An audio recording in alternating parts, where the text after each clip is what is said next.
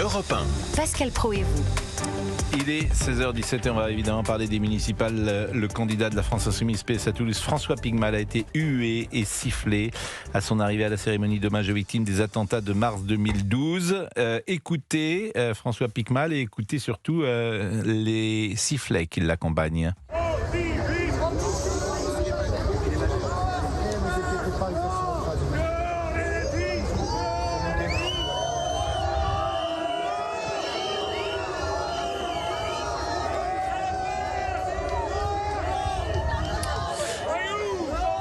Bon, c'est intéressant. Ce qui va se passer à Toulouse est vraiment intéressant. Oui. Parce que je ne suis pas sûr que M. Pigmal l'emporte. Non. Parce que j'ai vu quand même qu'il y a beaucoup de réactions à Toulouse. Il y a un collectif de 350 personnes qui a signé une tribune. Vous avez tous les sportifs, c'est très rare.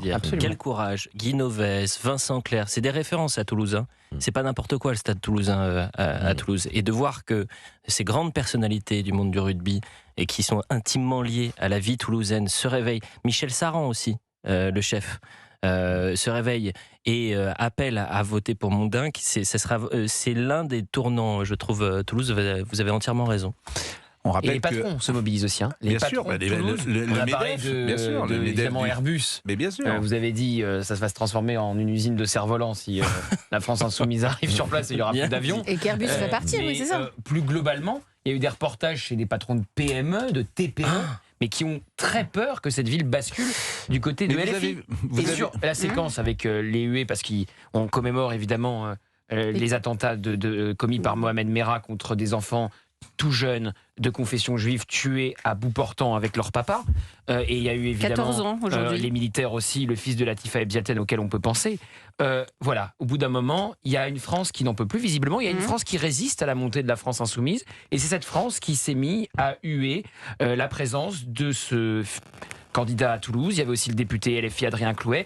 On ne peut pas impunément écorcher les noms de Raphaël Glucksmann, dire que Yael Braun-Pivet est parti camper à Tel Aviv, etc., sans qu'il y ait des conséquences. Et donc on ne peut pas dire ça et alimenter l'antisémitisme toute la journée et venir ensuite pleurer sur les victimes de l'islamisme et de l'antisémitisme. Parce que ce qui est terrible, c'est que 2012, lorsqu'il y a ces attentats-là, 14 ans plus tard, l'antisémitisme en France a explosé. Quelles sont les raisons de cette explosion de l'antisémitisme qui alimente aujourd'hui ce climat antisémite, ces questions-là? Eh bien, certains Toulousains, visiblement, y ont répondu. Mais au-delà de l'aspect antisémite, j'ai regardé le profil de François Pigmal et c'est ça qui est peut-être le plus grave. En tout cas, le plus grave, le plus dangereux, parce qu'il n'est pas du tout adapté à une fonction de maire dans la 4e ville de France. Il est professeur d'histoire géo, Monsieur Pigmal. J'ai rien contre les professeurs d'histoire géo, mais évidemment, il n'est pas calibré, il n'a pas l'expérience, il n'a pas l'approche de diriger une ville avec des millions d'euros qu'il devra gérer. Et notamment de gérer Airbus et pourquoi pas l'implantation, parce que c'est important l'économie, c'est l'implantation, pourquoi pas, de certains marchés. Je sais que Airbus réfléchit avant de signer de nouvelles commandes pour savoir quel sera le nouveau maire. Et ce que je vois chez M. Pigmal et chez d'autres, c'est une forme de défiance de l'argent, une défiance du monde capitaliste, une défiance de ces intérêts-là, et qu'à l'arrivée, il y a paupérisation des univers dont il s'occupe. C'est vrai au Venezuela, c'était vrai en Russie. Dès que l'ultra-gauche prend le pouvoir quelque part, tout le monde devient pauvre. C'est ça la réalité. Il était journaliste et puis il a fait de la politique toute sa vie. Donc on peut aussi être un professionnel. Oui, mais c'est un rapport au monde. Oui, quand il prend la mairie la première fois, il n'a pas, par définition, il n'a pas été maire avant. C'était pas un idéologue d'extrême gauche. Ça, on est bien d'accord. Si vous êtes bien d'accord, ne dites pas ça. Donc il n'y a pas de rapport en fait avec ce que vous dites. Bien sûr que si. Vous parlez du parcours professionnel. Je ne parle pas de l'idéologie. J'ai joué les deux. J'ai dit, il y a la haine du capitalisme, il y a la haine de l'argent, il y a la haine du monde des entreprises. La haine des grands patrons. Mais j'entends bien. Entendez, c'est l'idéologie surtout. Entendez, il n'est pas, comment dire, il y a un problème. Alors on va dire, et c'est vrai, c'est la démocratie, c'est les gens qui votent, bien évidemment. Mais que les 350 personnes aient voté Et ils sentent bien le danger, signé plus exactement dans cette tribune. Et notamment les joueurs du Stade Toulousain. Là, il ne s'agit plus de droite ou de gauche. Non. Tout le monde va devenir pauvre avec ces gens-là. C'est très intéressant de voir les profils des signataires, chefs d'entreprise, médecins, avocats, restaurateurs, commerçants, acteurs associatifs, artistes ou encore sportifs. Donc c'est tout un monde qui se rend compte qu'une ville peut basculer en fonction du nouvel édile. L'aspect psychologique chez ceux qui gouvernent, il ne faut jamais le mettre de côté. C'est des gens qui ne sont pas dans leur vie personnelle au sommet. Et vous leur donnez, avec la politique, la possibilité de l'être et de décider pour les autres. La rancœur, le ressentiment, la revanche, tout ça, ce sont des sentiments qui peuvent exister. Je ne vous dis pas que tout le monde est comme ça. Je vous dis que ça peut agir comme ça. La revanche des ratés, ça existe. Et je me souviens que Michel Onfray m'avait dit, ça m'avait fortement marqué, tous les révolutionnaires en 89, c'était des ratés.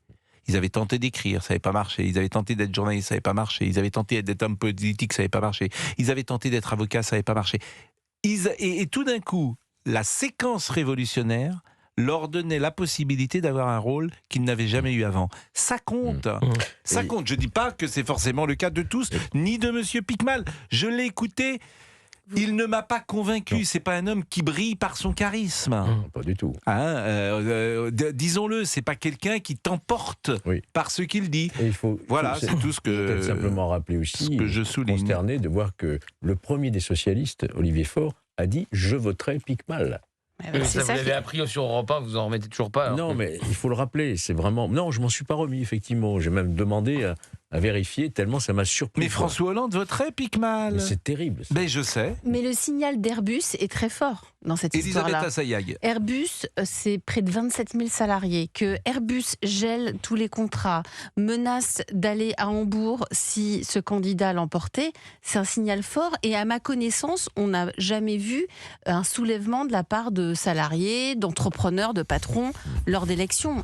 Vous verrez, moi je ne suis pas certain que M. Piquemal passe, même si arithmétiquement il a l'avantage aujourd'hui. Pour la raison d'ailleurs que vous venez de dire.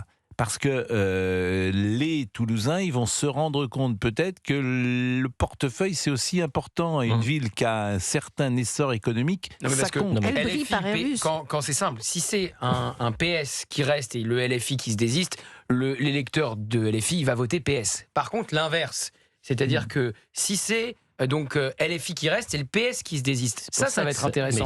Parce qu'il y avait des pancartes quand il a été sifflé aujourd'hui. Il y avait des pancartes PS trahison ce matin quand il a été sifflé à Toulouse. Donc des électeurs visiblement du Parti Socialiste qui en voulaient au PS d'avoir fusionné avec la France Insoumise. Mais comment s'appelle ce monsieur du PS qui a fusionné ? Je ne vais pas employer des mots qui fâchent, mais ça rappelle une sombre période de la France quand même. Et je ne vais pas les employer. Mais il est d'ailleurs qui fait une tête d'enterrement, il est à côté de M. Piquemal en permanence. Je vous assure que si lui perd dimanche, il aura perdu et son honneur et en plus son élection. François Briançon. François Briançon, vous l'avez vu à côté. On s'est fait la même réflexion le matin. Exactement. On voyait son visage, on avait l'impression qu'il était otage de la France Insoumise. J'espère que médiatiquement, la tribune signée par les 350 personnalités qui, je le répète, ont une empreinte dans la vie, dans le quotidien des Toulousains, j'espère que le système médiatique va la relayer. Mais ça serait pas mal d'avoir un Toulousain peut-être ou aujourd'hui ou demain. Oui, en fait, ça serait pas mal d'avoir un Toulousain qui a signé la tribune. Je trouve que... la manière dont c'est dit. Mais non, mais ne le dites pas comme ça, peut-être. Pourquoi mais soumettez l'idée, on va le dire comme ça. On soumet l'idée, mais pour demain.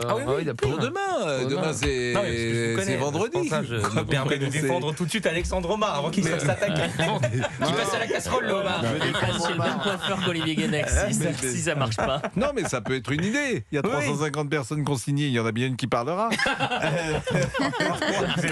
Mais non, on rigole. Faut bien écouter ça.